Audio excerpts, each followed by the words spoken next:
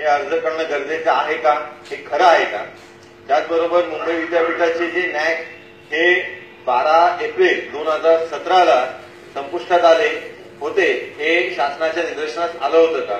आणि जर हे एप्रिलमध्ये एक्सपायर झालेलं आहे तर आपण नोव्हेंबरमध्येच याच्या संदर्भातली जी पुढची प्रोसेस आहे ती का केली नाही?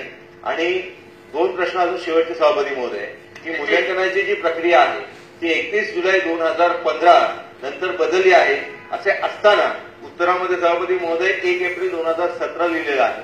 तर ही माहिती जी सभागृहाला चुकीची दिलेली आहे याचा दोषी कोण? आणि या पूर्ण नॅकचं जे एक्रेडिटेशन आहे याला जो झालेला गोंधळ आहे, याला जे दोषी आहेत त्यांच्यावर आपण काय कारवाई करणार? अध्यक्ष महोदय, नामांकनासाठी 6 महिने अगोदर तयारी करायला पाहिजे असं काही कायद्यामध्ये नाही की 6 महिने तयारी केली पाहिजे.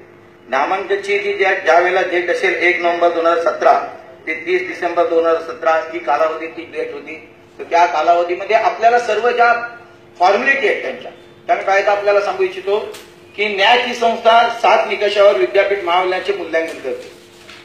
त्या 7 मूल्यांच्या सर्क्युलर ऍस्पेक्ट की ज्यामध्ये अभ्यासक्रमाची रचना, अभ्यासक्रमाचे आयोजन व अंमलबजावणी, शैक्षणिक लवचिकता, अभ्यासक्रम श्रेणीवर्धन करणे, अभ्यासक्रमाचा नाही मला त्यांनी म्हटलं म्हणून म्हटलं.